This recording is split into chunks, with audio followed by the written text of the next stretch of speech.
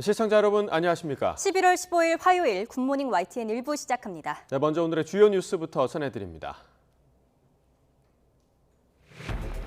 미중 갈등 속에 조 바이든 미국 대통령과 시진핑 중국 국가주석이 처음으로 마주 앉아 각종 현안을 심도 있게 논의했습니다. 양국 간 협력을 강조하면서도 북한과 타이완 문제 등 주요 쟁점에선 시각차를 나타냈습니다.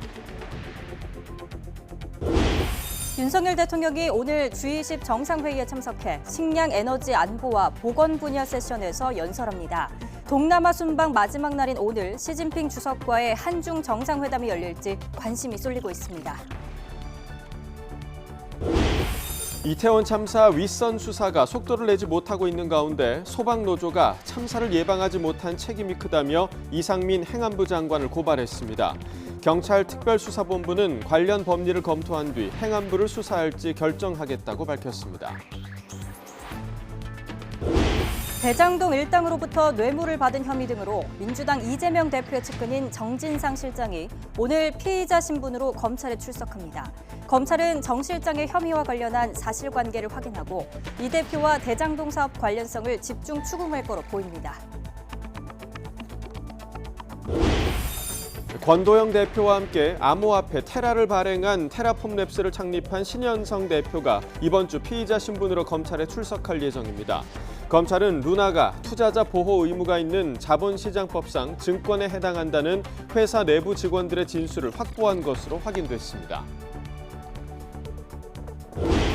벤투 감독이 이끄는 축구대표팀이 카타르 도착 첫날 현지 훈련에 돌입했습니다. 극적으로 최종 명단에 포함된 이강인 등 유럽파가 하나둘 합류하면서 본격적인 월드컵 준비에 나섰습니다.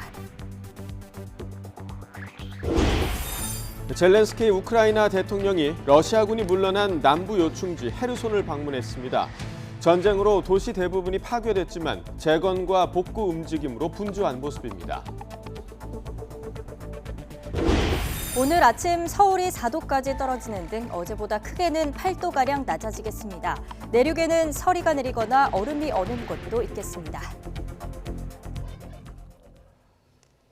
네, 첫 소식입니다. 미국과 중국 정상이 3시간이 넘는 첫 대면 정상회담을 했습니다. 두 정상은 두 나라 사이 협력에 방점을 두긴 했지만 주요 이슈에 의견 차이를 보이면서 공동 성명에는 이르지 못했습니다. 조용성 기자가 보도합니다. 시진핑 중국 주석이 머무는 호텔에 찾아온 조 바이든 미국 대통령이 손을 내밀며 다가갑니다. 성조기와 오성홍기를 배경으로 두 정상은 활짝 웃으며 긴 시간 손을 맞잡았습니다. 두 사람이 직접 만난 것은 부통령과 부주석 시절을 포함해 8차례, 정상 자격으로는 첫 대면 회담입니다. 시 주석은 미국에 대한 견제보다는 협력을 강조하는 데 상당 시간을 할애했습니다. 대립과 제로섬 경쟁이 아니라 대화와 윈윈 협력으로 정의해야 한다며 미국에 도전하거나 대치할 의도가 없다고 강조했습니다.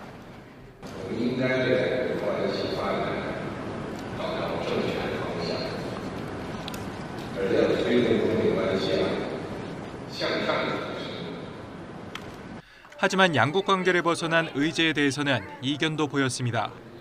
바이든 대통령은 북한이 장거리 미사일을 발사하면 안 된다는 점을 분명히 하는 것이 중국의 의무라고 말했다면서도 중국이 북한을 제어할 수 있다고 확신하기는 어렵다고 밝혔습니다.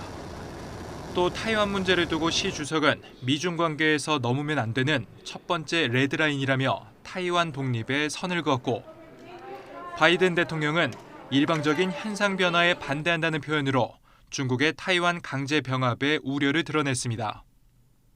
We discussed that. One China policy, our one China policy has not changed. Has not changed. We oppose unilateral change in the status quo by either side, and we're committed to maintaining the peace and stability in the Taiwan Strait.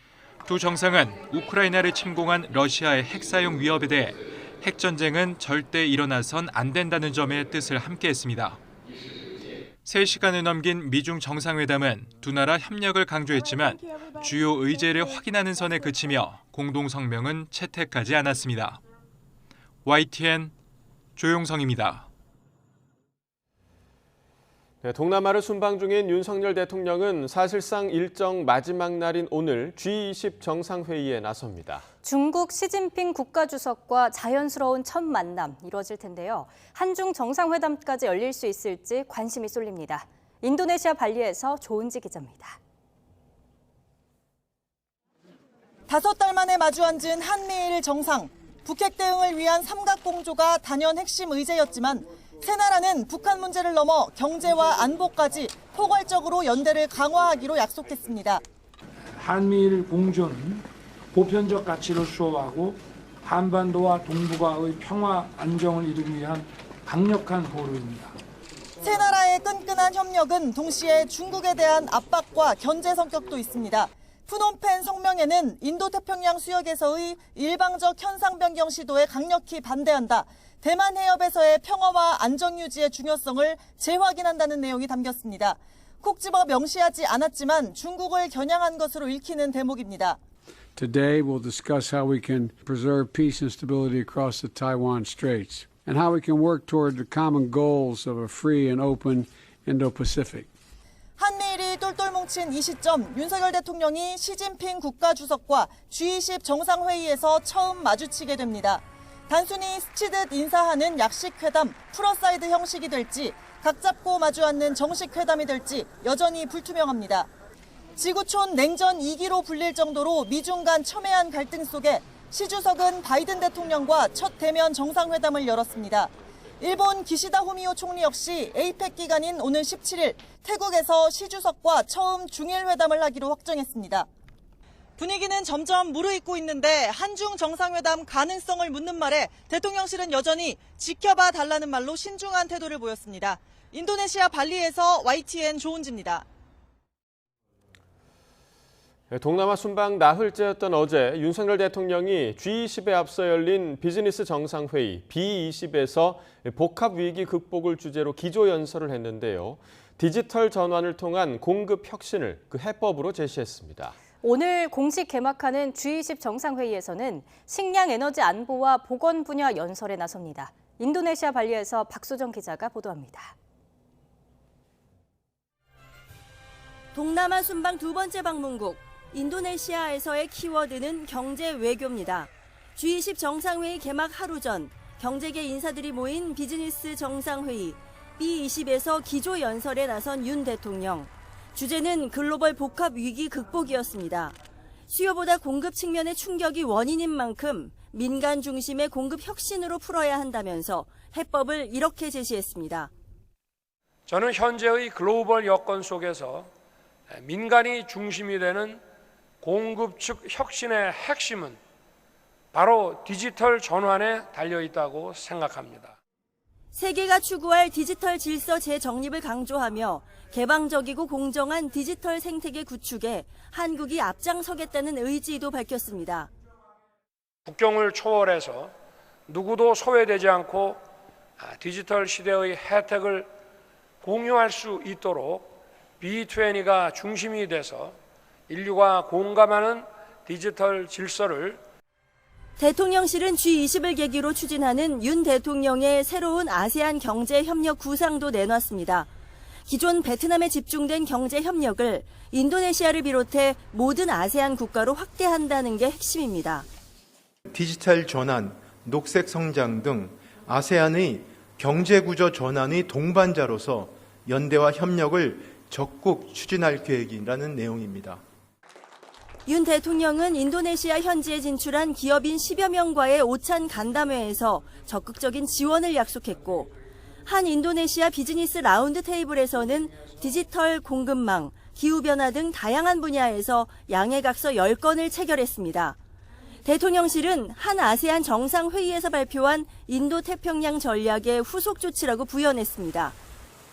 오늘은 G20 정상회의의 막이 오릅니다. 공식 환영식을 시작으로 정상회의 세션이 이어지는데 윤 대통령은 식량 에너지 안보와 보건 분야에서 의제 발언으로 위기 극복 방안을 발표합니다. 인도네시아 발리에서 YTN 박소정입니다. 윤석열 대통령의 부인 김건희 여사가 비닐봉지 소비 반대 운동으로 유명한 환경운동가 자매를 만났습니다. 대통령실 이재명 부대변인은 서면 브리핑을 통해 김 여사가 인도네시아 발리에서 멜라티, 이사벨 위즌 자매를 면담했다고 밝혔습니다. 이들은 10대이던 지난 2013년 발리에서 바이바이 플라스틱백이라는 비영리 단체를 설립해 주목받았으며 지금도 환경운동가로 활동하고 있습니다. 김 여사는 이들에게 핵전쟁 못지않게 중요한 게 기후환경 문제라면서 쓰레기로부터 발리를 구한 위즌 자매가 한국 젊은이들과 대화할 기회를 만들고 싶다고 말했습니다. 김 여사는 G20 정상회의 의장국인 인도네시아 조코 위도도 대통령 부인도 만나 1시간가량 환담했습니다. 윤석열 대통령 동남아 순방에 동행 중인 김건희 여사의 행보에 대해 여야가 거친 말을 주고받으며 설전을 벌였습니다. MBC 취재진의 전용기 탑승 불허를 둘러싼 정치권 공방도 계속 이어졌습니다. 김경수 기자가 보도합니다. 배우자 공식 행사 대신 캄보디아 프놈펜 현지 병원 등을 찾은 김건희 여사 행보를 두고 더불어민주당은 날선 비판을 쏟아냈습니다. 심장질환 소년을 안고 찍은 사진은 과거 배우 오드리 헵번 모습과 비슷하다며 연출된 선행이라고 날을 세웠습니다. 모금 유도를 위해 가난을 자극적으로 묘사한 사진과 영상을 뜻하는 빈곤 포르노라는 표현까지 나왔습니다. 이번에도 여지없이 또 외교 참사가 발생했습니다. 김건희 여사의 빈곤 포르노 화제 화보 촬영이 논란이 되고 있습니다. 국민의힘은 민주당이야말로 금도를 넘은 망언 참사를 일으켰다며 즉시 사죄하라고 반발했습니다. 또 과거 문재인 전 대통령 부인 김정숙 여사의 2018년 인도 단독 방문을 거론하며 정말 외교 참사는 따로 있다고 맞받았습니다. 대통령 전용기, 국민 혈세, 대통령 직원을 동원시킨 국민 기반 외교 참사는 김정숙 여사의 인도 방문입니다. MBC 취재진의 전용기 탑승 배제 논란을 둘러싼 여야 공방도 계속됐습니다. 국회 예산결산특별위원회에 출석한 이진복 대통령실 정무수석 발언이 도화선이 됐습니다. 너무나 필요하고 있어요. 자꾸 공격하시지 말고요. 정무수석님, 같이 좋게 생각합시다. 예? 정무수석 뭐라고요? 같이 좋은 쪽으로 생각하시면 더 좋잖아요. 의원 질문에 기분 나쁘다고, 거슬린다고, 생각이 다르다고 대통령실을 대표해서 오신 수석님께서 지금 협박하십니까? 뭐 합시다? 반말하십니까? 말이 짧다 보니까 그런 거칠게 표현되었다고 들으셨다 그러면 굉장히 유감스럽게 생각합니다. 조심하겠습니다. 대통령실이 양자회담과 김건희 여사 일정을 전속 기사만 찍게 한 것을 두고도 뒷말이 나왔습니다. 뭐가 그렇게 숨기고 싶어서 언론을 피하고 싶은 것인지 참 모르겠습니다만 독재자가 되고 싶다면 집안에서만 하시고 대한민국을 독재 국가로는 전락시키지 말아주십시오. 대통령실은 이에 대해 양국이 양자회담은 전속 기사만 촬영하기로 합의했고 대통령실이 모든 걸 취재진에게 공개할 이유는 없다고 설명했습니다. 윤석열 대통령의 동남아 순방 일정이 반환점을 돌았지만 특정 언론사 취재진의 전용기 배제부터 김건희 여사 행보까지 순방을 둘러싼 정치권의 여지는 계속 이어지고 있습니다. YTN 김경수입니다. 내년도 예산안 심사를 위한 국회 예산결산특별위원회에 출석한 이상민 행정안전부 장관이 자신의 폼나게 사표 발언 때문에 혼쭐이 났습니다. 야당 의원들의 거듭된 질타에 결국 고개를 숙였는데 사퇴 요구는 일축했습니다. 엄윤주 기자의 보도입니다. 더불어민주당은 국회 예산결산위원회에 출석한 이상민 행정안전부 장관을 시작부터 강하게 몰아붙였습니다. 최근 폼나게 사표 던지고 싶다라는 이 장관의 인터뷰 내용을 두고 맹공을 퍼부었습니다. 국민들이 지금 장관 사퇴 요구하는 게 폼나게 하려고 또는 우리 장관이 체면 유지하게 해주려고 지금 사퇴하라고 하는 걸로 그렇게 생각하세요? 그 단어 하나만 보지 마시고요. 그 문장을 전체적으로 이해해 주시기 바랍니다. 민주당 이재명 대표는 지도부 회의에서 망언으로 규정하고 파면을 촉구하기도 했습니다. 이상민 장관의 폼나게 발언은 듣기 민망한 정도를 넘어서서 우리 국민들로서는 도저히 용서할 수 없는 망언입니다. 즉각 파면하는 것이 타당합니다. 이 장관은 국민께 매우 송구하다고 사과하면서도 기자와의 사적 대화였다고 해명하고 사퇴 요구도 일축했습니다. 그래서 근황을 묻는 개인적인 안부 문자라고 생각을 하고 정제되지 않은 표현을 했던 것 같습니다. 제 현재의 자리에서 제가 최선을 다하는 것이 제 책임을 가장 제대로 수행하고 있는 것이라고 봅니다. 예결위에서는 또 지난 2008년 이명박 정부에서 광우병 논란 당시 농림수산식품부 장관을 지낸 국민의힘 정운천 의원이 이상민 장관을 감싸며 이런 발언을 해 여야 공방에 기름을 부었습니다. 확실하게 하고 책임지고 나오면 저같이 이렇게 국회의원도 안 되지 않습니까? 네. 그렇게 꼭 좀 하십시오. 네, 잘 알겠습니다. 우리 국민 158명이 목숨을 잃은 참사입니다. 입신양명의 기회입니까? 어떻게 그런 말을 주고받을 수가 있습니까? 이태원 참사 책임론을 두고 일선 경찰과 지방자치단체 하위직 직원들의 불만이 높아지고 있는 가운데 이상민 장관을 포함한 주요 기관장들의 거취를 두고 여야 공방은 계속될 수밖에 없을 것으로 보입니다. YTN 엄윤주입니다. 소방노조가 재난안전주무부처 수장인 이상민 행정안전부 장관을 경찰에 고발했습니다. 경찰청 특별수사본부가 출범 2주가 다 되도록 실무진의 현장 대응에만 집중하고 이른바 윗선 수사에선 진척을 보이지 못한다는 지적도 이어지는데 특수부는 행안부 수사에 대해선 여전히 관련 법령을 검토하고 있다는 입장을 고수하고 있습니다. 박정현 기자가 보도합니다. 소방공무원들이 경찰청 특별수사본부 앞에 모였습니다. 재난안전주무부처의 수장인 이상민 행정안전부 장관을 직무유기와 업무상 과실치사상 혐의로 고발하기 위해서입니다. 이태원 참사는 예견 가능했다며 적절한 예방 조치가 없어 발생한 일이라고 강조했습니다. 실제 현장에서 대응의 대원들의 위주로 지금 현재 수사가 이루어지고 있고 가장 핵심적으로 예방적인 조치를 취하지 못한 부분은 행안부 장관이나 그 윗선에서 결정하고 전국 공무원 노조 소방청지부도 서울 용산소방서장과 지휘팀장을 입건한 건 꼬리 자르기식 수사라고 규탄했습니다. 그러면서 윗선의 책임을 규명해야 한다고 목소리를 높였습니다. 정말 책임자가 누군지 수사할 사람이 누군지 한 번 더 고백해 주시고 엄정한 수사를 해주시기 바랍니다. 특수부는 그러나 용산소방서장이 참사 당일 책임관으로 근무가 지정된 사실을 확인했다며 참사 전후 적절한 조치가 이뤄졌는지 살펴보고 있다고 밝혔습니다.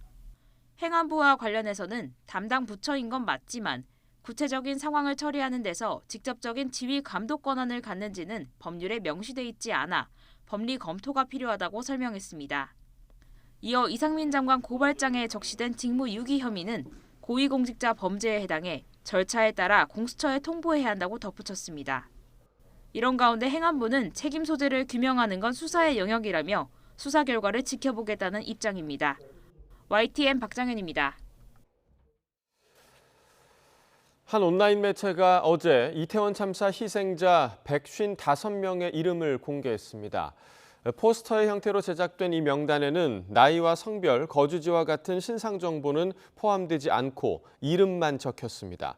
이 명단을 공개한 시민 언론 민들레는 희생자들의 실존을 느낄 수 있게 해주는 최소한의 이름만이라도 공개하는 것이 진정한 애도와 책임 규명에 기여하는 길이라고 주장했습니다. 이에 대해 민주사회를 위한 변호사 모임은 트라우마를 겪는 유가족에 돌이킬 수 없는 권리 침해를 일으킬 수 있다고 우려했습니다. 윤석열 대통령 전용기가 추락하길 바란다는 글을 쓴 성공회 김규돈 신부의 사제 자격이 박탈됐습니다. 대한성공회 대전교구 측은 사제로서 할 수 있는 표현이 아니라며 교구 소속 김 신부를 직권 면직 처리했습니다.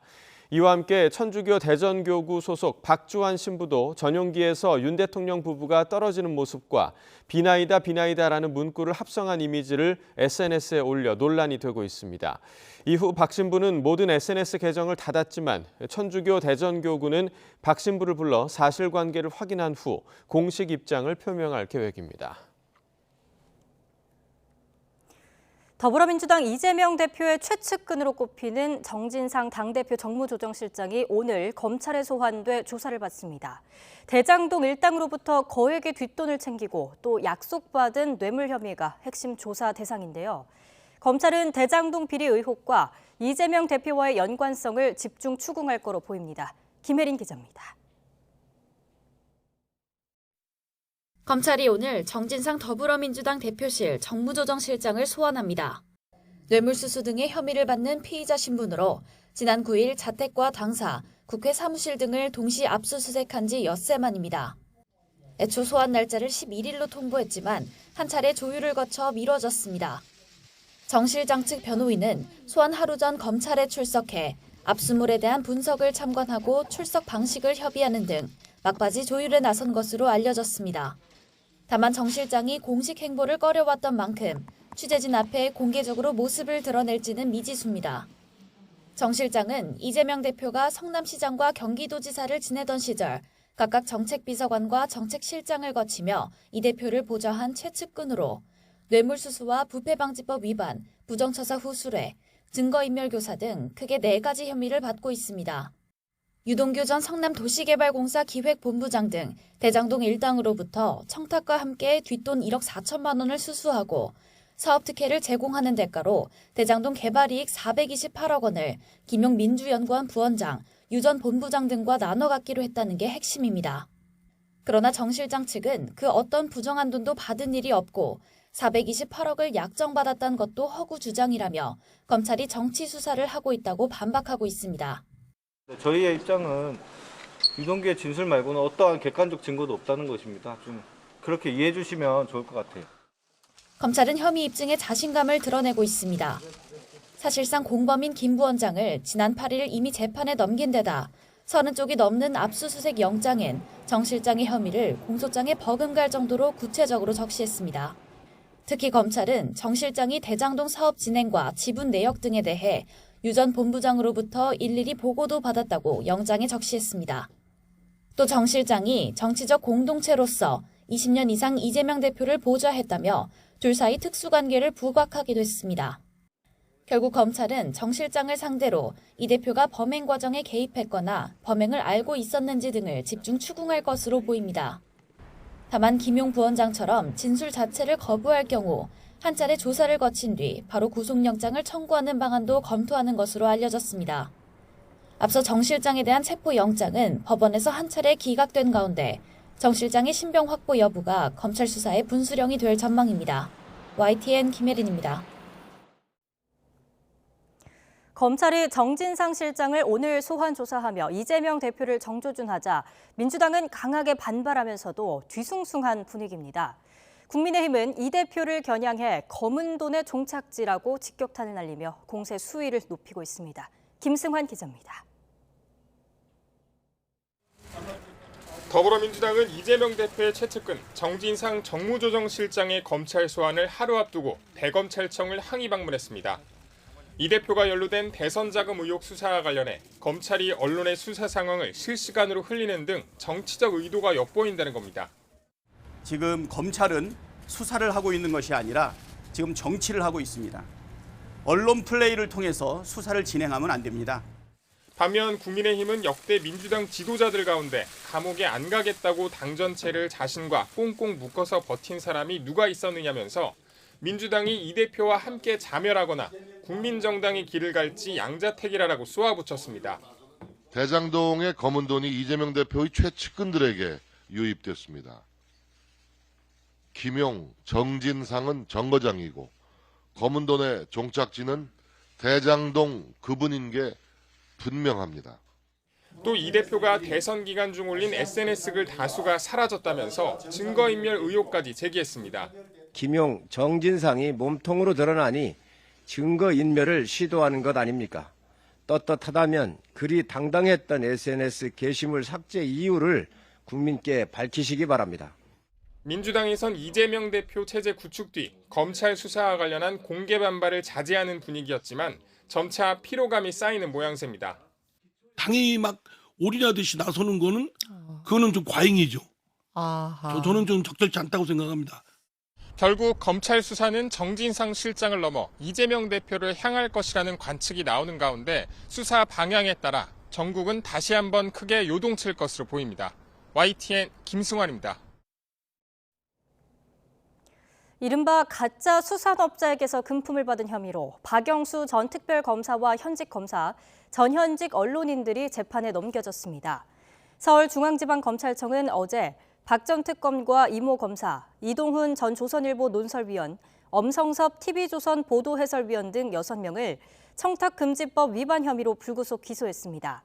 이들은 수산업자 행세를 하며 사기 행각을 벌인 김모 씨로부터 포르쉐 같은 고가 외제 승용차를 무상으로 대여받거나 골프채 등 금품을 수수한 혐의를 받고 있습니다.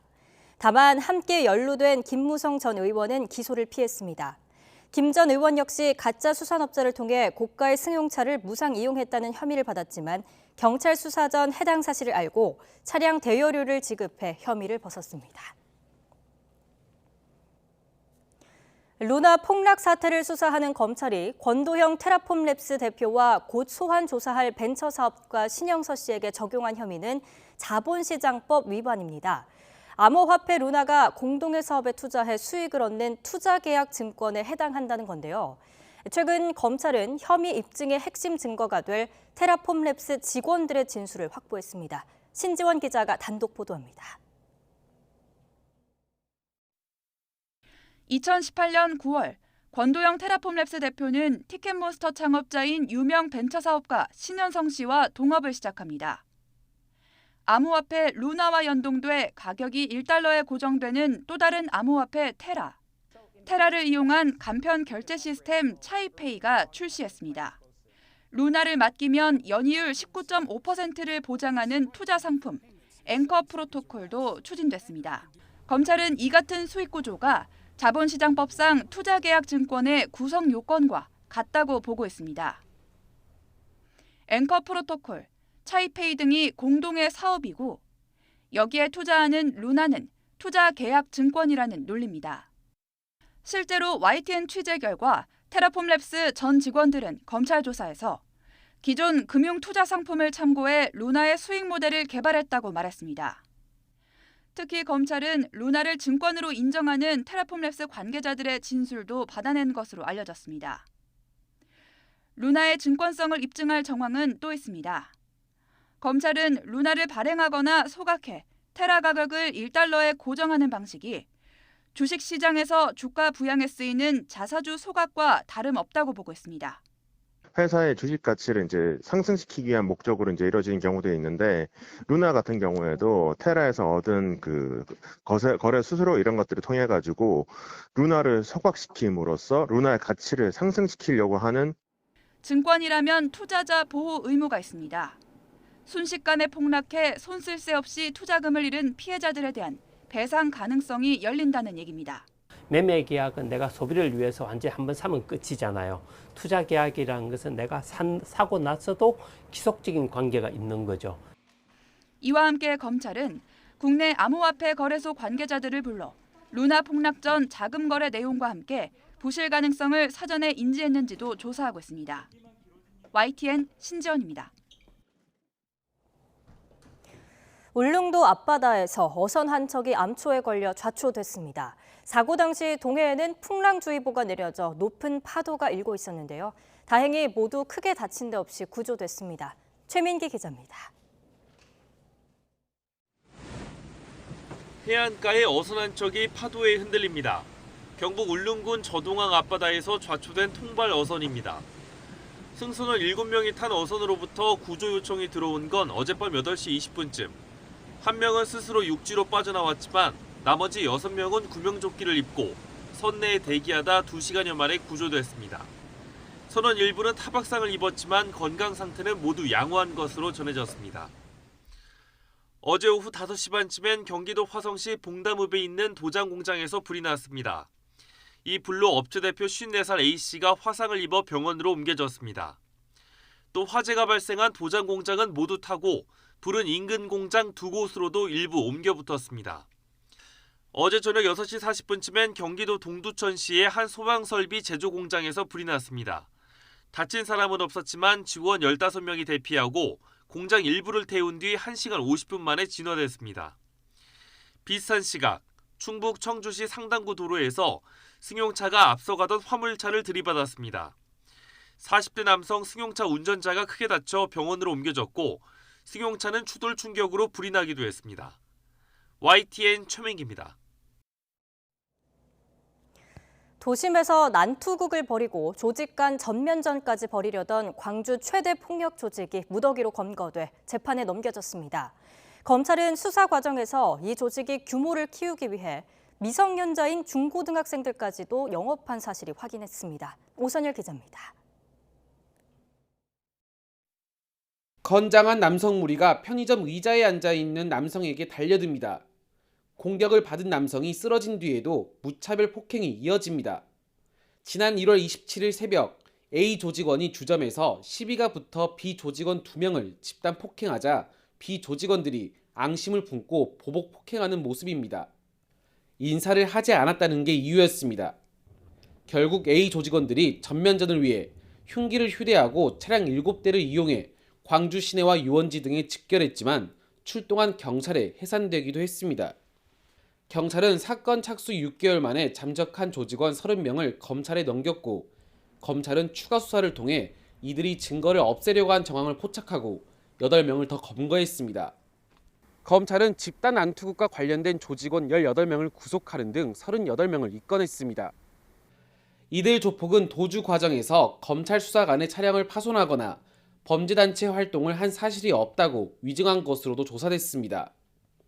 특히 조직 규모를 키우기 위해 불법업소를 운영하며 벌어들인 수익으로 미성년자 6명 등 신규 조직원을 꾸준히 영입한 사실도 확인됐습니다. 검거 당시 총 16명의 경찰관을 검찰 수사관과 함께 현장 출동하여 검거하는 등 실질적으로 긴밀히 협력한 결과 38명을 사법 처리함으로써 광주 지역 최대 폭력 조직을 엄단하였습니다. 검찰은 도주한 조직원 1명에 대해서도 지명수배를 내리고 행방을 쫓고 있습니다. YTN 오선열입니다.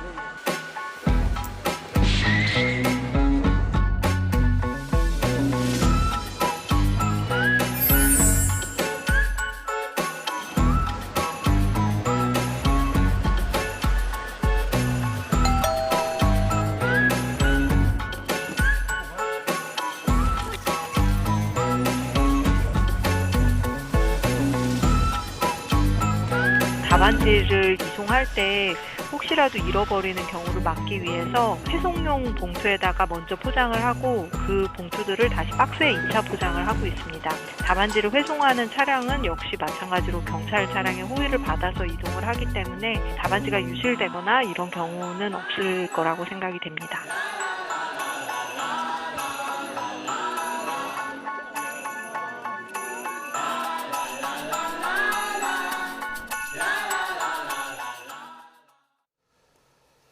네, 2023학년도 대학 수학능력 시험이 이틀 앞으로 다가왔습니다.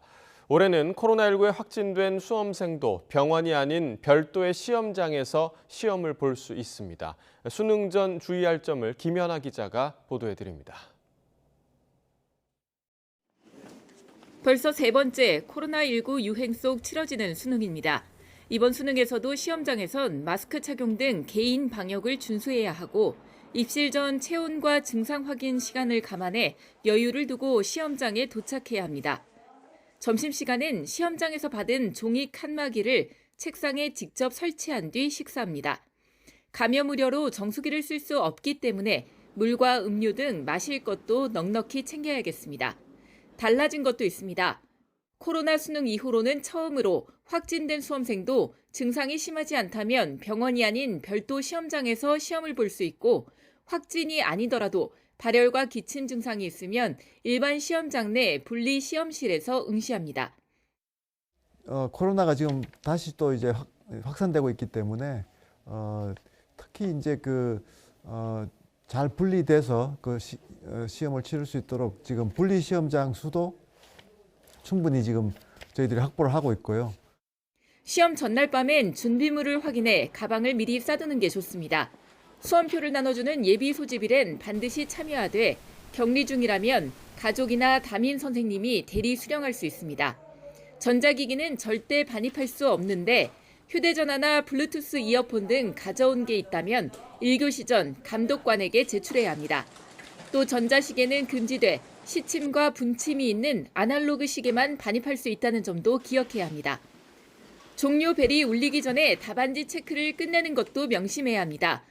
지난해 수능에서 가장 많이 적발된 부정행위가 종료 뒤 답안지 작성이었습니다.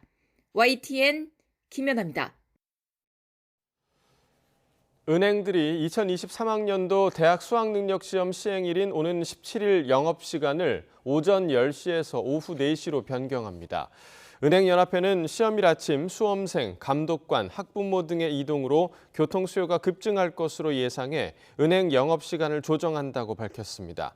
은행들은 현재 코로나19 확산 방지를 위해 오전 9시 30분부터 오후 3시 30분까지 1시간 단축 영업을 하고 있는데 이를 30분 늦춘 것입니다. 월드컵 16강 진출에 도전하는 축구대표팀이 카타르에 도착한 첫날부터 훈련을 소화했습니다. 유럽파들이 하나둘 팀에 합류하면서 본격적인 월드컵 준비에 돌입했습니다. 카타르 현지에서 허재원 기자가 보도합니다. 짙은 어둠이 깔리고 선선한 바람이 불어오는 카타르 도하 외곽의 알 에글라 훈련장. 월드컵 16강에 도전하는 축구대표팀 선수들이 밝은 표정으로 그라운드에 들어섭니다. 10시간의 긴 비행 끝에 도착한 지 12시간 만에 첫 훈련을 소화한 겁니다. 소속팀에서 긴 부진에 빠져 있는 황의조는 일찌감치 카타르에 도착해 본격적인 월드컵 준비에 나섰습니다.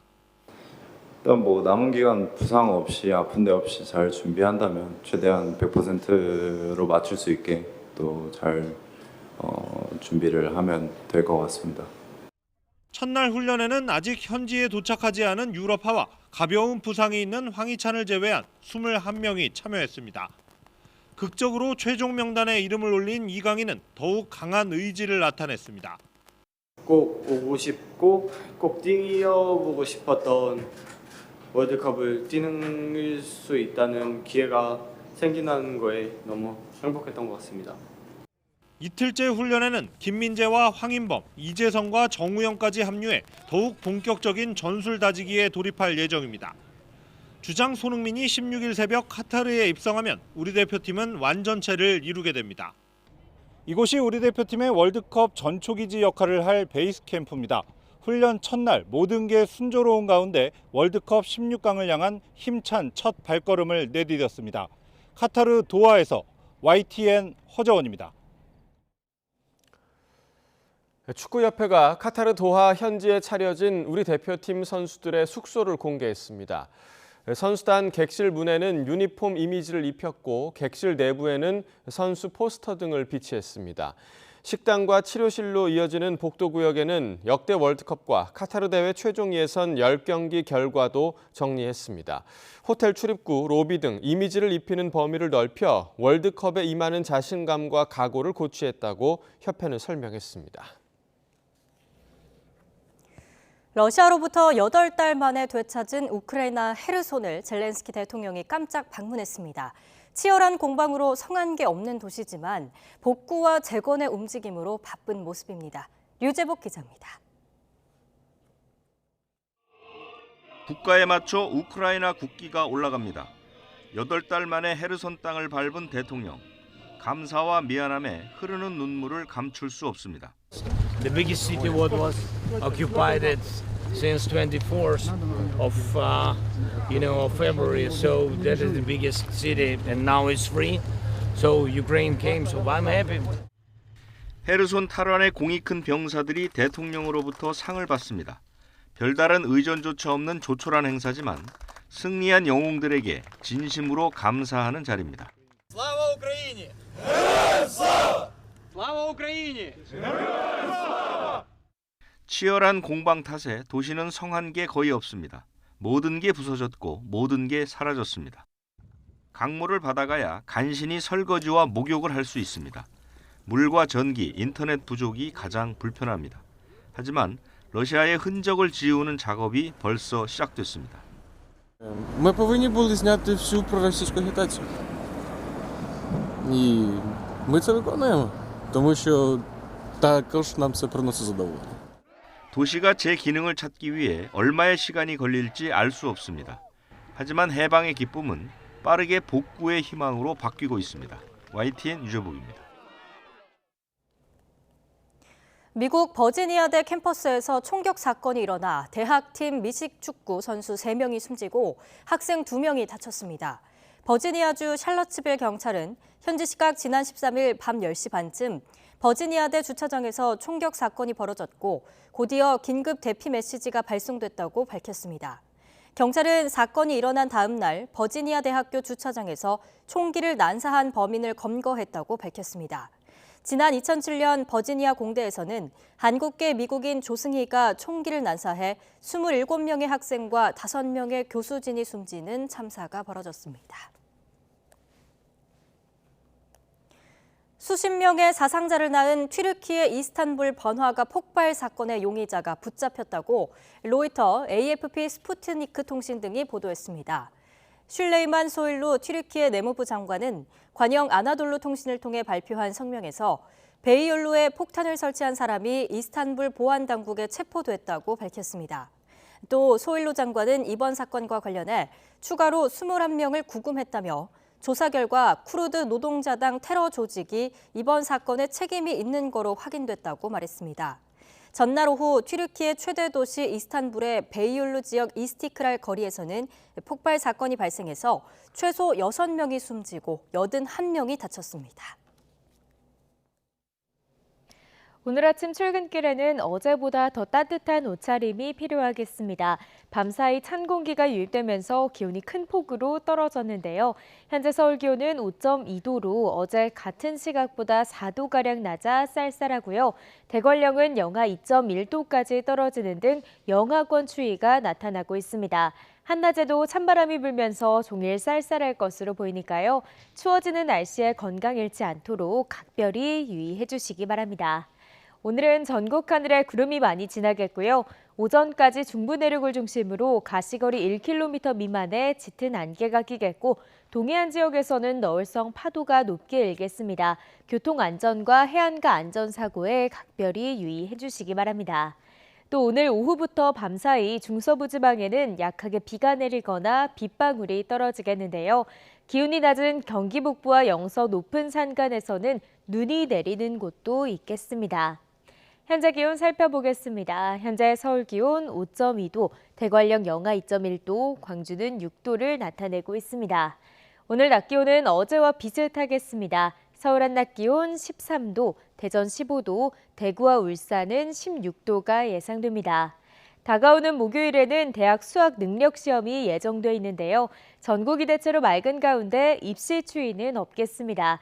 다만 일교차가 10도 이상 크게 벌어질 것으로 보이니까요. 옷차림에 각별히 유의해 주시기 바랍니다. 지금까지 날씨 정보였습니다. 미중 갈등 속에 조 바이든 미국 대통령과 시진핑 중국 국가주석이 처음으로 마주 앉아 각종 현안을 심도 있게 논의했습니다.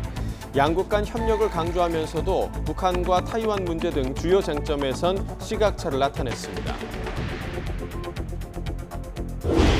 윤석열 대통령이 오늘 G20 정상회의에 참석해 식량 에너지 안보와 보건 분야 세션에서 연설합니다. 동남아 순방 마지막 날인 오늘 시진핑 주석과의 한중 정상회담이 열릴지 관심이 쏠리고 있습니다. 이태원 참사 윗선 수사가 속도를 내지 못하고 있는 가운데 소방노조가 참사를 예방하지 못한 책임이 크다며 이상민 행안부 장관을 고발했습니다. 경찰특별수사본부는 관련 법리를 검토한 뒤 행안부를 수사할지 결정하겠다고 밝혔습니다.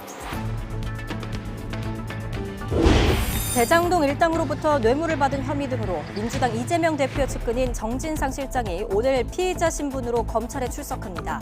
검찰은 정 실장 혐의와 관련한 사실관계를 확인하고 이 대표와 대장동 사업 관련성을 집중 추궁할 거로 보입니다. 벤투 감독이 이끄는 축구대표팀이 카타르 도착 첫날 현지 훈련에 돌입했습니다.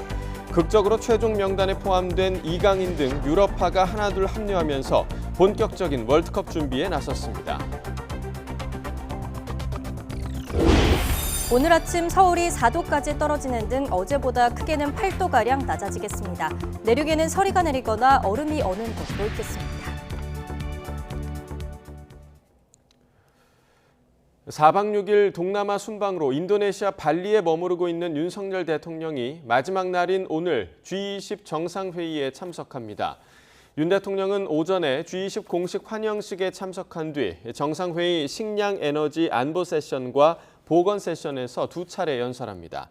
윤 대통령은 정상들과의 오찬과 만찬 이후 밤늦게 귀국할 방침인데 이 사이 시진핑 중국 국가주석과의 한중 정상회담이 열릴지에 관심이 쏠립니다.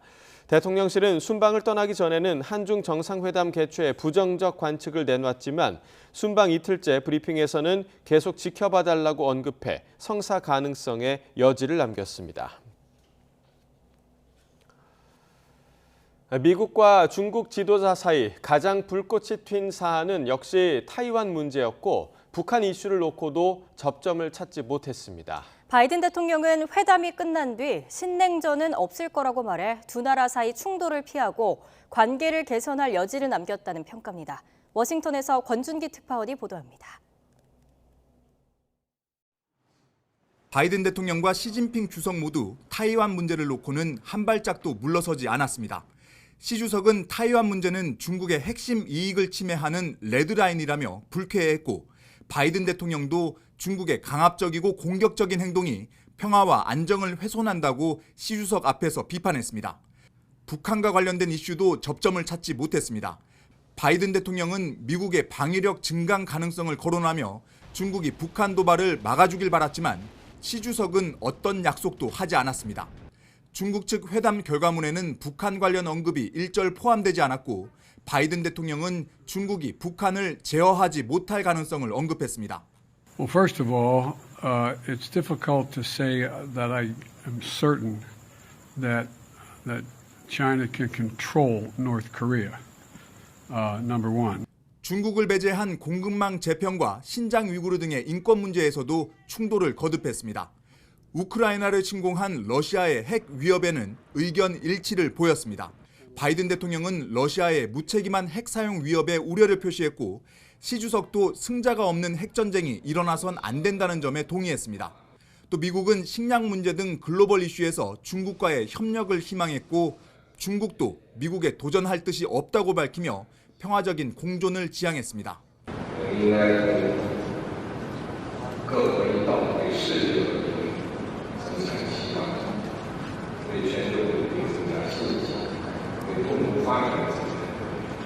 특히 바이든 대통령은 타이완 문제와 관련해 중국의 즉각적인 침공 가능성은 없어 보인다며 신냉전 가능성을 일축했습니다.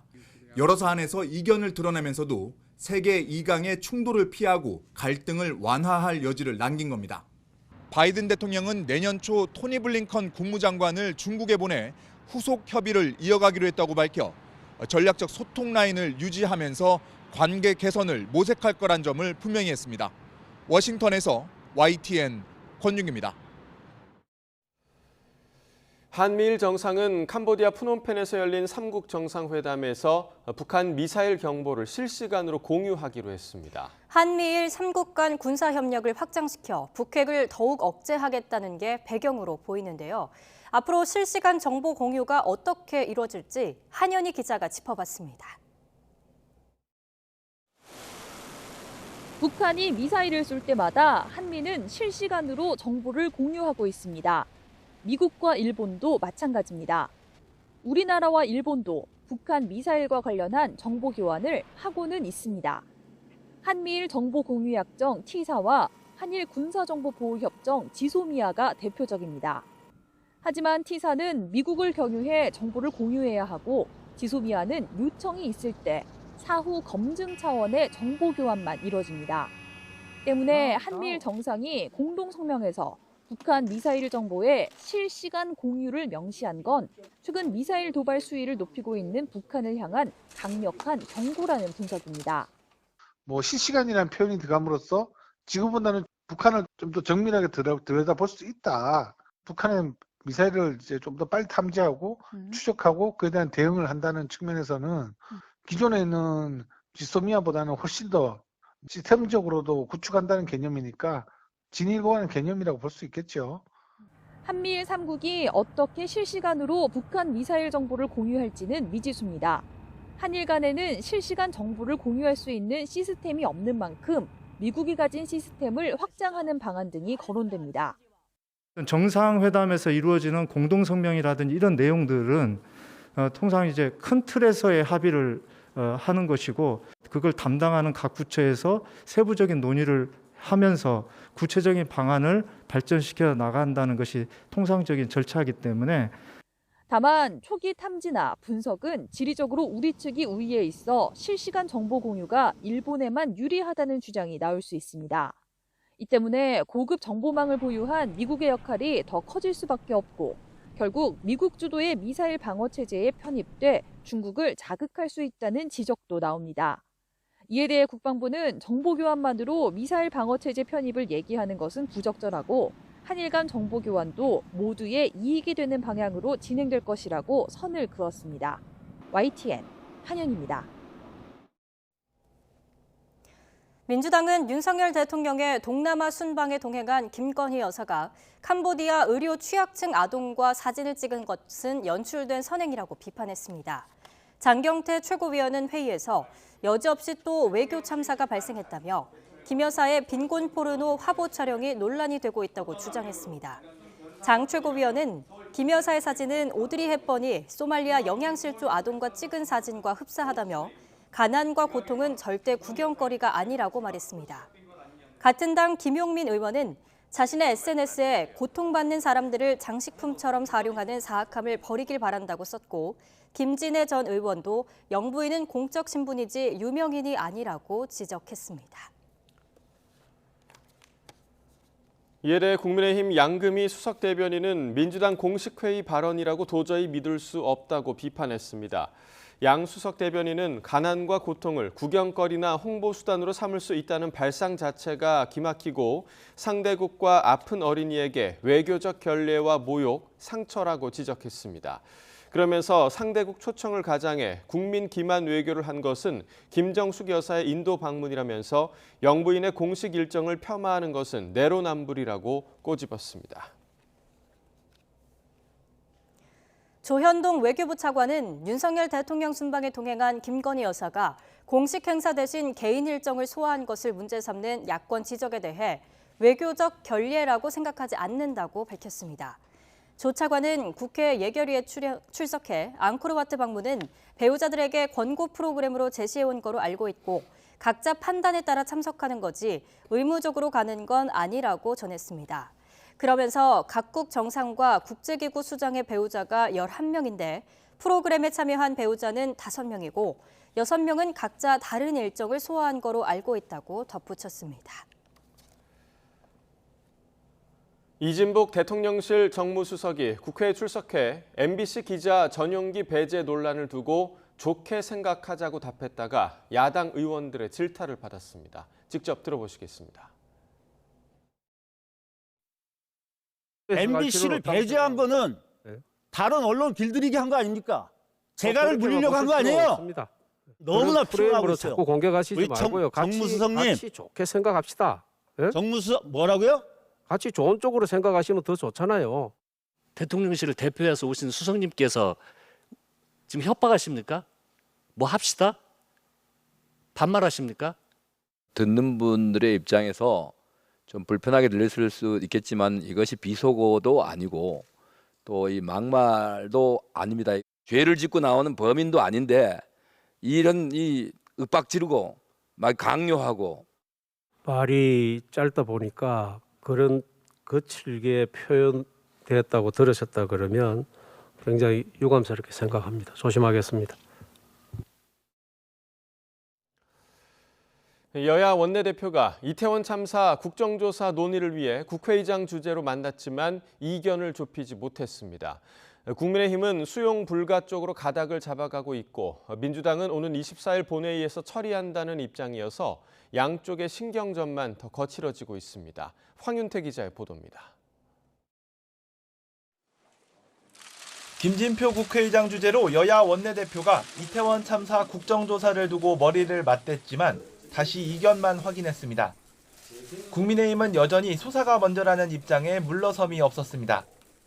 정기국회 마감을 앞두고 예산법정 기한이라든지 법안이라든지 이런 것들이 있기 때문에 여기에 치중하고 수사 결과를 보고 그래도 미진하든가 잘못된 것이 있으면 국정조사가 해서 이렇게 우리 당의 의견이 거의 당론에 가깝게 모아진 상황이라는 점을 말씀을 드리고 진상규명을 강조해온 민주당은 국민의힘이 끝내 거부하면 오는 24일 본회의에서 처리할 것이라고 맞섰습니다. 국정조사를 조속히 실시해서 성역 없이 또 사실 없이 진상을 밝히고 책임을 또 규명하고 그리고 재발 방지책을 만드는 것이 당장 우리가 해야 될 책무이다라는 말씀을 드리고 싶습니다. 여야 지도부가 강대강으로 대치하는 데는 강경론으로 돌아서고 있는 각 당의 분위기도 영향을 미치고 있다는 분석이 나옵니다. 국민의힘 재선과 중진 의원들 대부분은 지도부를 만나 국정조사는 정쟁만 일으킬 것이라며 반대 입장을 분명히 했습니다. 안에서 의견은 어떻나요? 예, 국정조사를 이거는 받아들일 수 없다라는 것에 대해서는 의원님들 대부분 다 일치를 했습니다. 민주당 역시 지난주부터 시작한 장외 서명운동을 전국으로 확대하는 동시에 국정조사뿐 아니라 특검 도입 필요성도 주장하면서 공세 수위를 높이고 있습니다. 관련 책임자들의 형사적 책임을 엄정하게 묻기 위해서 반드시 셀프 수사가 아니라 특검이 필요하다는 말씀드립니다. 이태원 참사 국정조사를 두고 여야가 입장차를 한 걸음도 좁히지 못하면서 결국 김진표 의장이 오는 24일 본회의에 상정할지 여부가 중요 변수가 될 것이란 전망이 나옵니다. YTN 황윤태입니다. 소방공무원 노동조합이 이태원 참사와 관련해 재난안전관리 주무부처 수장인 이상민 행정안전부 장관을 경찰에 고발했습니다. 대한민국 공무원 노동조합연맹 소방청 지부는 어제 이태원 참사를 수사하는 경찰청 특별수사본부에 직무유기와 업무상 과실치사상의 혐의로 이 장관을 처벌해달라는 내용의 고발장을 제출했습니다. 노조는 이 장관에게 주최자 없는 다중운집에 따른 재난 예방과 대응 업무 등을 제대로 하지 않고 참사를 예견할 수 있는데도 주의 의무를 위반해 사람들을 숨지거나 다치게 한 혐의가 있다고 주장했습니다. 이어 특수본이 이 장관을 입건해 철저히 수사하고 이 장관은 참사 책임을 인정해 사퇴하라고 촉구했습니다. 수사 대상에 올랐던 경찰에 이어 참사 관련 업무를 맡아온 서울시 공무원까지 극단적인 선택을 하면서 현장에만 책임을 떠넘긴다는 비판의 목소리가 더욱 커지고 있습니다. 그간 자료 분석에 주력해온 경찰청 특별수사본부는 이른 시일 내에 수사를 확대하겠다고 밝혔습니다. 김철희 기자가 보도합니다. 헬로윈 관련 정보 보고서 삭제 의혹과 관련해 입건됐던 서울 용산경찰서 정보계장이 숨진 채 발견된 지난 11일. 서울시 안전지원과장도 자택에서 스스로 목숨을 끊었습니다. 숨진 서울시 공무원의 부서는 이태원 참사 직후 심리회복을 지원하고 축제안전 대책을 긴급 점검하는 일 등을 담당한 것으로 드러났습니다. 이처럼 참사 이후 수사를 받거나 관련 업무를 맡았던 이들의 극단적인 선택이 이어지자 힘없는 일선만 수사한다는 비판의 목소리도 더욱 커지고 있습니다. 온라인 커뮤니티에는 책임져야 할 사람들이 빠져나갔으니 공정해 보이려 누군가에게 책임을 씌우는 것 같다거나 참사는 수뇌부의 책임이니 현장에서 뛰는 실무자에게 책임을 물으면 안 된다는 등의 의견이 잇따르고 있습니다. 이런 가운데 특수본은 이른 시일 내 수사를 확대하겠다고 밝혔습니다. 압수물 분석에 속도를 내면서 확인된 사실을 중심으로 수사 범위를 넓히겠다는 겁니다. 당장 이번 주에는 정보 보고서를 참사 직후 삭제하라고 지시한 혐의를 받는 용산경찰서 전 정보과장을 소환할 예정입니다. 이후 대기 발령된 서울경찰청 정보부장도 불러 조사할 것으로 보이는 가운데 이임재 전 용산서장이나 류미진 서울청 당시 112 상황관리관 등에 대한 소환 조사도 이르면 이번 주 시작됩니다. YTN 김철입니다. 이태원 참사 당시 경찰이 헬로윈 축제 사전 대비에 미흡했던 것 아니냐는 비판이 쏟아지고 이 부분에 대한 수사도 이루어지고 있습니다. 이렇게 예방 조치가 부실했던 이유로 지난해 시행된 자치경찰이 반쪽짜리 시행으로 겉돌고 있기 때문이라는 지적이 나오고 있습니다. 무슨 의미인지 이준엽 기자가 취재했습니다. 참사 당일 이태원에 투입된 경찰은 137명. 이 가운데 3분의 2가량이 마약 사범과 성추행범 검거에 집중했습니다. 헬로윈 이전 용산경찰서에서도 필요성을 인식하고 여러 차례 기동대 파견이 가능한지 타진했지만 받아들여지지 않은 것으로 확인됐습니다. 이에 대한 특수본 수사도 진행 중입니다. 법적으로 많은 사람이 몰리는 행사를 관리하거나 안전사고를 예방하는 업무는 자치경찰위원회의 소관입니다. 그런데 자치경찰위원회는 참사 이틀 전 헬로윈 대책을 경찰로부터 보고받고도 아무런 지침을 내리지 않았습니다. 오히려 당시 기동대 투입이 가능한지 알아봤다고 밝힌 부서는 자치경찰이 아니라 국가경찰 소속인 용산서 112 상황실입니다. 담당도 아닌 112 상황실이 나섰던 이유가 뭘까? 지난해부터 시행한 자치경찰제가 반쪽짜리여서 비롯됐다는 지적이 나옵니다. 자치경찰제는 지역 실정에 맞는 치안 서비스를 제공하고 검경 수사권 조정으로 쏠린 경찰권을 분산시키기 위해 시행됐습니다. 경비, 교통, 생활안전 등 지역 밀착 업무가 이관됐는데 지난해 시범 시행 5시간을 앞두고 중요한 알맹이가 빠졌습니다. 손발이나 다름없는 지구대 파출소를 기존 범죄 예방 업무를 맡는 생활안전과에서 112 상황실로 이관하며 국가경찰 산하에 남긴 겁니다. 생활안전과가 자치경찰로 넘어가는 상황에서 핵심인 지역경찰 인력을 지키려 한 건데 결과적으로 권한과 책임의 부조화를 낳았습니다. 명목상 인파관리를 비롯해 국민 생활안전을 책임지는 건 자치경찰입니다. 그러나 일선에서 어떤 조치가 필요한지 알고 실제로 움직일 수 있는 것은 국가경찰입니다.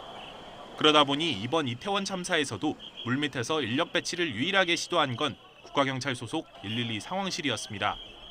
112 상황실은 서울경찰청 최고 책임자도 총경급으로 한 계급 위인 생활안전부나 경비부장과 비교해 무게감이 떨어지는 데다가 원래 예방 업무와 무관한 곳입니다. 혼잡 경비나 안전 관리 업무는 자치경찰 사무로 되어 있는데 여러 가지 비효율과 엇박자가 생깁니다.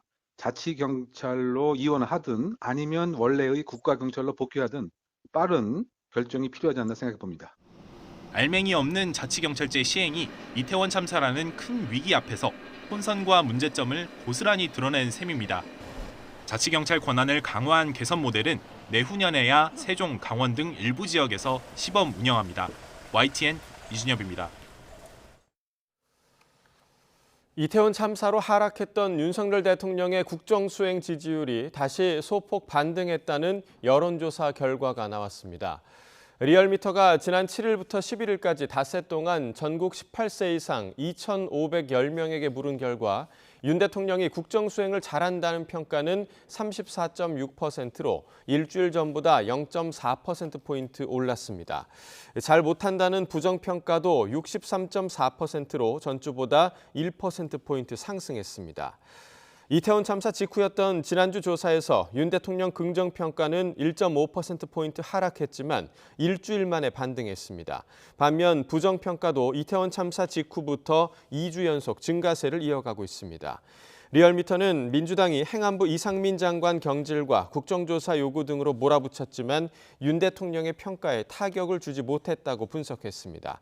더 자세한 내용은 리얼미터 홈페이지나 중앙선거 여론조사 심의위원회 홈페이지를 참조하면 됩니다. 대장동 일당으로부터 뒷돈을 챙긴 혐의 등을 받고 있는 정진상 더불어민주당 대표 정무조정실장이 오늘 검찰에 출석합니다. 서울중앙지검 반부패 수사 1부는 오늘 정 실장을 피의자 신분으로 불러 조사할 예정인데요. 정 실장은 취재진의 포토라인에 서지 않고 비공개로 출석할 거로 보입니다. 정 실장은 지난 2013년부터 재작년 사이 성남시 정책비서관과 경기도 정책실장을 지내며 유동규 전 성남도시개발공사 기획본부장 등으로부터 각종 청탁과 함께 1억 4천만 원의 뇌물을 챙긴 혐의를 받고 있습니다. 수산업자를 빙자한 사기꾼으로부터 금품을 받은 혐의로 수사받던 박영수 전 특별검사와 현직 검사 등 6명이 재판에 넘겨졌습니다. 박 전 특검은 수사 과정에서 이용료를 모두 돌려줬다고 주장해왔는데 검찰은 거짓 주장으로 판단을 했습니다. 다만 같이 연루됐던 김무성 전 의원은 증거 불충분으로 기소를 면했습니다. 임성호 기자입니다. 지난해 4월 100억 원대 사기 혐의로 구속된 김모 씨의 진술은 정관계를 떠들썩하게 했습니다. 수산업자를 빙자해 사기를 치는 과정에서 정치인과 현직 검사, 전현직 언론인에게 전방위로 금품을 뿌렸다고 폭로한 겁니다. 특히 금품 수수 의혹에 휩싸인 인물들 가운데 박근혜 국정농단을 단죄한 박영수 전 특검과 김무성 전 미래통합당 의원도 포함된 것으로 드러나 논란이 일파만파 번졌습니다. 이후 경찰은 금품을 제공한 김 씨와 박 전 특검, 김 전 의원 등 8명을 청탁금지법, 이른바 김영란법 위반 혐의로 송치했습니다. 김영란법 위반 혐의는 공직자가 한 번에 100만 원 또는 한 해에 300만 원을 넘는 금품을 받거나 요구할 때 적용됩니다. 직무 관련성이나 대가성과 상관없이 처벌받습니다. 1년 넘게 보강 수사를 벌여온 검찰은 이들 가운데 6명을 불구속 상태로 재판에 넘겼습니다. 박영수 전 특검은 김 씨로부터 고가의 포르쉐 차량을 무상 대여받아 쓰고 여러 차례 수산물을 받는 등 금품 336만 원어치를 챙긴 혐의를 받습니다. 현재 검사인 이모 부부장 검사도 포르쉐 차량 등을 공짜로 쓰고 자녀 학원비와 수산물을 받는 등 금품 849만 원어치를 수수한 것으로 드러났습니다. 전현직 언론인들도 함께 재판에 넘겨졌습니다. 엄성섭 TV조선 해설위원은 외제차 무상 이용과 풀빌라 접대 등 1,000만 원 가까운 향응을 받은 혐의가 드러났고 이동훈 전 조선일보 논설위원과 이모 전 중앙일보 기자도 각각 골프채를 받거나 외제차를 공짜로 쓰는 등 수백만 원어치 금품을 받은 혐의가 적용됐습니다.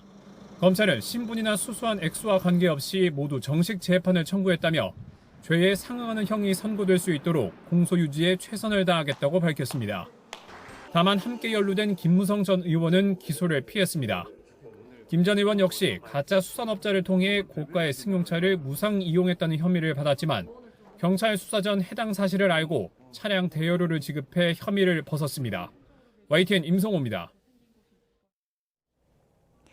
레고랜드발 금융경색 사태와 관련해 강원도 내부와 정치권에서 책임론 공방이 펼쳐지고 있습니다. 현직의 고위 부도냐, 전직의 불공정 계약이냐, 이번 사태 책임자로 지목되는 전현직 강원지사가 서로 다릅니다. 지환 기자입니다. 레고랜드 사태는 강원도와 중도개발공사의 갈등으로 시작했습니다. 김진태 강원지사는 전임 최문순 지사가 레고랜드 지원을 위해 설립한 중도개발공사의 경영 부실을 거론하며 파산이 예정돼 있다 발표했고 돈을 이렇게 받아다 쓰고는 잘 운영을 하지 못하니까 이제 그 갚아야 될 빚이 남아있는 겁니다. 중도개발공사는 강원도의 일방적인 기업회생 신청이 멀쩡한 회사를 주저앉혔다고 맞섰습니다. 저희 또한 모르는 상태에서 회생 신청 방침을 발표를 했었던 거고. 강원도 내부에서 불붙은 책임 공방은 정치권이 이어받았습니다. 민주당 소속 의원들로 구성된 진상조사단은 중도개발공사와 강원도청을 방문했습니다. 이번 사태는 김진태 강원지사의 기업회생 발표와 고의 부도 때문인 만큼 재발 방지 차원에서 책임을 묻겠다는 겁니다. 철저하게 관리하겠다 이 메시지를 주지 않는 한 이 강원도발, 김진태발 이 신용위기, 금융위기는 저는 회복되기 어려울 거다. 야당 의원들이 강원도에 방문한 그 시각 김진태 강원지사는 국회로 갔습니다. 국민의힘 소속 의원들과 함께 레고랜드 토론회를 열었습니다. 토론자들은 이번 사태 원인으로 레고랜드 유치 당시 맺은 불공정 계약과 잘못된 지급 보증 절차를 강조했습니다.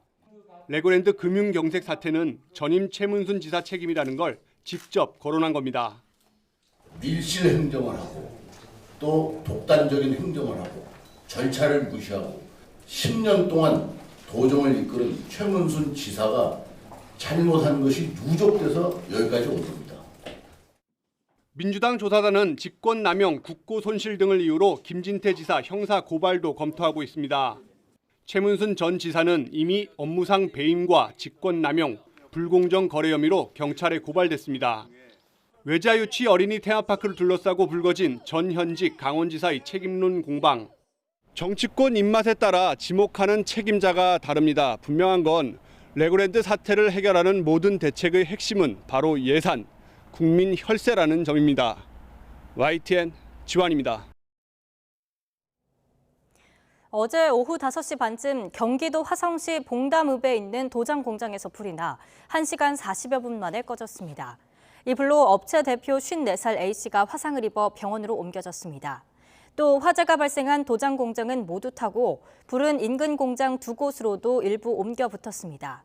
소방당국은 한때 담당 소방서 인력과 장비를 모두 동원하는 대응 1단계를 발령해 화재를 진압하고 근처 야산으로 불이 확대되는 건 막았다고 전했습니다. 자기가 모셨던 전직 경찰서장을 위해 사건 정보를 빼돌린 혐의를 받는 교통사고 조사관이 검찰에 넘겨졌습니다. 그런데 수십 번씩 전화를 주고받으며 공무상 비밀을 누설한 정황이 드러났지만 이 문제 조사관은 여전히 해당 업무를 계속 수행하고 있어 논란이 되고 있습니다. 김민성 기자의 보도입니다. 지난 6월 무면허로 운전대를 잡고 운전자 바꿔치기를 시도한 전직 총경. 결국 재판에 넘겨졌는데 경찰 수사 과정에서 내부 조력을 받은 정황까지 추가로 드러났습니다. 경찰은 전 총경이 일선 서장 시절 약 1년 동안 함께 근무한 교통사고 조사관을 불구속 송치했습니다. 전직 총경 사건을 맡은 동료 경찰관으로부터 정보를 캐내 공무상 비밀을 누설한 혐의입니다. 두 전현직 경찰관은 사고 이후 수십 차례 통화한 것으로 조사됐는데 그저 일상적인 안부 인사를 나눴다는 취지로 혐의를 부인한 것으로 전해졌습니다. 전 총경이 무면허 사고를 낸 지 5달이 지난 지금 해당 조사관은 같은 경찰서에서 교통사고 조사 업무를 이어가고 있습니다. 직무상 저지른 비위가 중대할 경우 직위 해제가 가능하지만 경찰은 이를 검토하기 위한 내부 조율조차 하지 않았습니다. 직무와 관련돼서는 현저하게 지금 직무에서 배제하지 않아도 된다고 판단되어서 직무에는 검토를 하지 않았습니다. 경찰은 또 비밀 누설의 대가성 여부를 밝힐 금전 거래 기록도 확인하지 않은 채 사건을 마무리했습니다. 해당 조사관과 비밀을 공유한 사건 담당자에 대해서는 고의성이 없다고 보고 불송치했습니다. 징계 절차는 검찰 수사 결과를 보고 시작하겠다는 방침입니다. 경찰은 문제가 된 조사관의 업무 배제를 검토하겠다고 뒤늦게 밝혔습니다. 그런데 이렇게 손바닥 뒤집듯 할 일이었다면 왜 애초 따져보지 않았는지 여전히 의문이 남습니다. YTN 김민성입니다. 4,700억 원 규모의 환매 중단 사태를 부른 독일 헤리티지 펀드에 대해 금융감독원이 분쟁 조정에 들어갔습니다. 라임과 옵티머스 펀드에 이어 원금 전액 반환 결정이 내려질지 주목됩니다. 김지선 기자가 보도합니다. 독일 내 오래된 건물을 매입해 리모델링한 뒤 분양해 투자금을 회수하는 방식의 헤리티지 펀드. 지난 2017년 4월부터 이듬해 12월까지 신한투자증권 등 7개사가 약 2,000명에게 모두 4,885억 원어치를 팔았습니다. 하지만 현지 시행사가 파산하면서 2019년 6월부터 환매가 중단됐고 투자금의 97%에 달하는 4,746억 원이 회수되지 못했습니다. 펀드 투자자들을 구제하기 위한 금융감독원의 분쟁조정위원회가 시작됐습니다. 관건은 중요 내용에 착오가 있는 사실상 사기 상품으로 인정해 계약을 취소할지, 금융사들이 제대로 상품 내역을 알리지 않고 판 불완전 판매로 볼지입니다. 계약 취소가 적용될 경우 판매사가 투자금 전액을 반환해야 하지만 불완전 판매의 경우 기준에 따라 배상 비율이 달라집니다. 분쟁조정위원회는 앞서 유사한 경우인 라임과 옵티머스에 대해서는 계약 취소로, 디스커버리와 이탈리아 헬스케어는 불완전 판매로 각각 결론 내렸습니다. 피해자들은 판매사가 현지 시행사에 대한 기초적 사실 확인도 제대로 하지 않았다며 계약을 취소해달라고 요청했습니다. 해외 부동산 선수의 담보 투자로 명시되어 있고 상호펀드라는 사실은 판매사에서 숨겼기 때문에 인지할 수도 없었다. 이복현 금감원장은 지난달 국회에서 헤리티지 펀드 피해 구제에 대한 강한 의지를 내비쳤습니다. 다만 계약 취소와 손해배상 모두 가능성을 열어두며 신중한 입장을 보였습니다. 금융감독원 분쟁조정위원회는 조만간 독일 헤리티지 펀드에 대한 최종 결론을 낸다는 방침입니다. YTN 김지선입니다.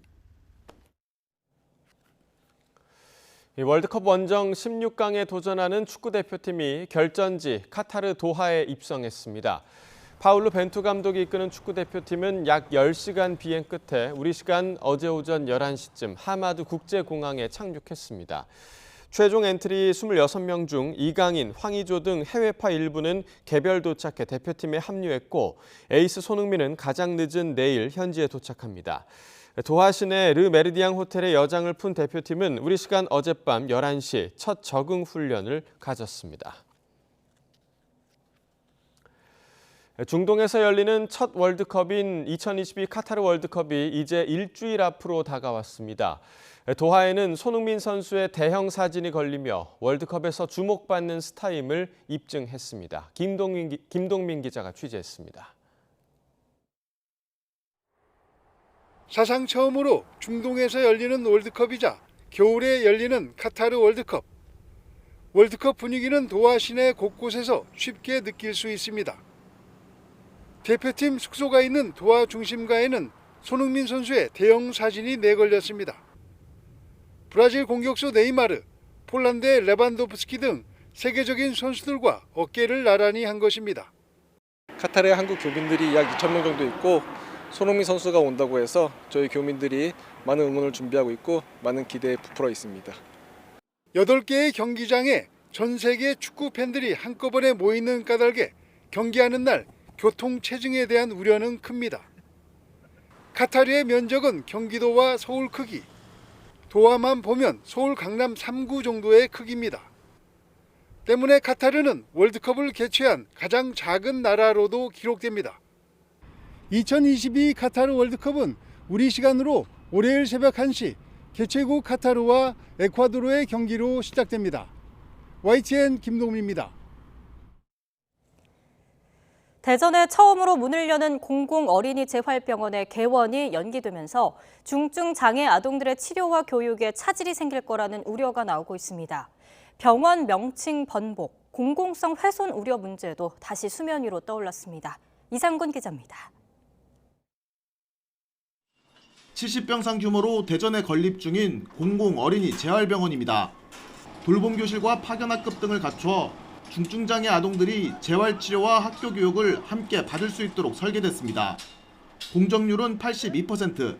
애초 올해 말 준공을 목표로 공사가 진행됐지만 공정률이 계획에 못 미치면서 개원은 내년 3월로 연기됐습니다. 속이 타는 건 장애 아동을 둔 부모들입니다.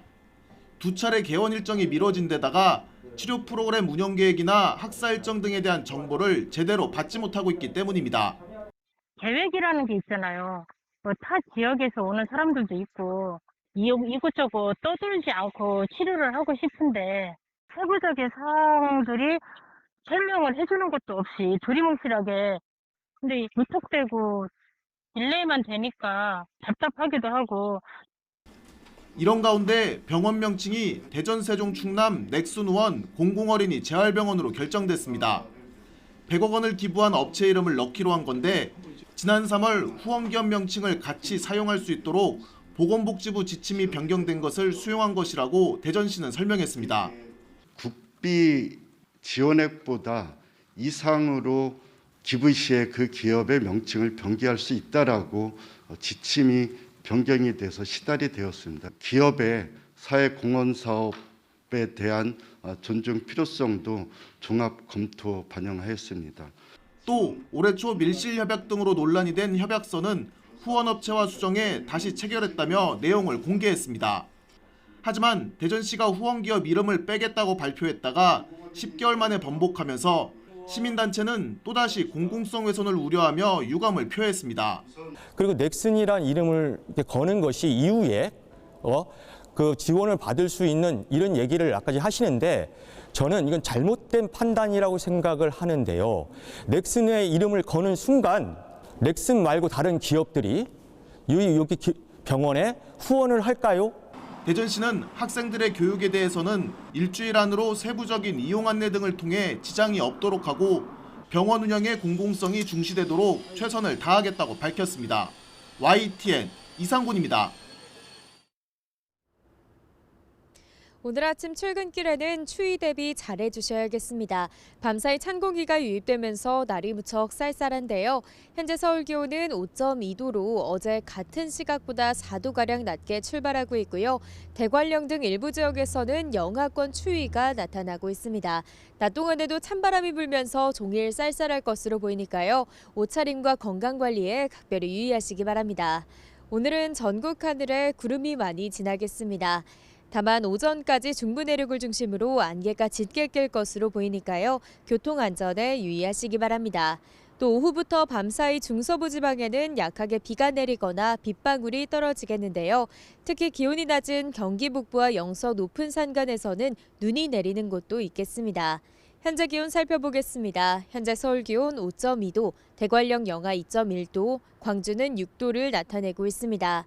오늘 낮 기온은 어제와 비슷하겠습니다. 서울 한낮 기온 13도, 대전과 광주 15도, 대구는 16도가 예상됩니다. 다가오는 목요일에는 대학 수학 능력 시험이 예정돼 있는데요.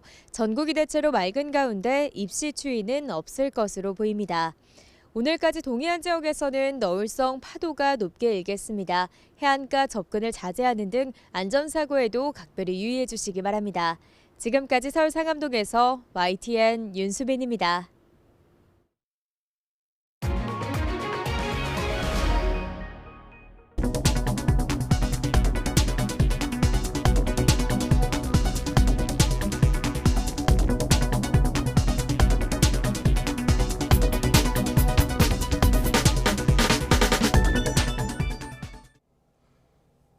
네, 이상으로 굿모닝 YTN 1부를 마칩니다. 잠시 후 2부가 이어집니다. 시청해주신 여러분 고맙습니다.